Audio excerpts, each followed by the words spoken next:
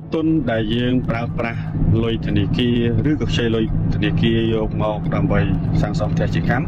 បើយើងស្ដាប់មើលទៅវាហាក់ដូចជាមិនតំណងសោះណាបាទវាហាក់មើលទៅដូចជាវាហាក់និភ័យខ្ពស់បាទខ្ញុំទទួលស្គាល់បងប្អូនទាំងអស់គ្នាបាទដំបូងឡើយក៏ខ្ញុំធ្លាប់បានចែករំលែកវីដេអូបងប្អូនយើងដូចជា2វីដេអូដែរដែលខ្ញុំបាននិយាយថា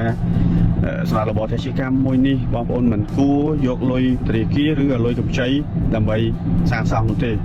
ណាបាទប៉ុន្តែឆ្លងកាត់បទពិសោធន៍ឆ្លងកាត់ការគិតវែកញែកឲ្យស៊ីជម្រៅទៅខ្ញុំយល់ថាមិនថារបបជាកម្មទេដែលយើងបានប្រើប្រាស់លុយធនាគារដើម្បីយកម្ករកស៊ីបាទមានរបបផ្សេងៗជាច្រើនទៀតរាប់រយមុខដែលយើងប្រើបងប្អូនយើងបានប្រើប្រាស់លុយធនាគារដើម្បីយកម្ករកស៊ីអញ្ចឹងរបបរកស៊ីការរកស៊ីគឺជាការបថុយបន្ថែមបាទអញ្ចឹងយើងយកលុយមកសាងសង់ផ្ទះទៅជាកម្មយើងយកលុយមករកស៊ីគឺជាការបថុយបន្ថែមដូចគ្នាប៉ុន្តែអ្វីដែលខ្ញុំចង់គូបញ្ជាក់ក៏ដូចជារំលឹកទៅដល់បងប្អូនយើងទាំងអស់គ្នាគឺមុននឹងយើងសម្រេចចិត្តថាយកលុយមកសាងសង់ផ្ទះទៅជាកម្មគឺបងប្អូនមិនត្រូវរំពឹងនៅលើលុយដែលបានមកពីរបរមួយនេះយកទៅបង់សងគេវិញភ្លាមនោះទេវាត្រូវការពេលវេលាចាប់តាំងពីបងប្អូនសាងសង់រហូតដល់ផ្ទះបងប្អូនបានផលមកវិញ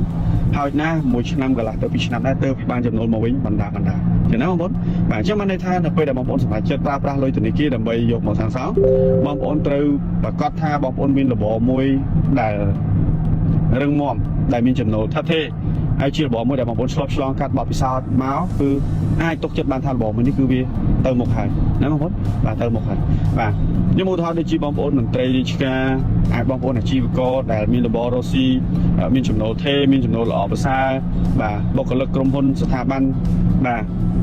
ជាពិសេសគឺបងប្អូនយើងដែលជាពលករធ្វើការនៅប្រទេសកូរ៉េនៅម៉ាឡេស៊ីនៅ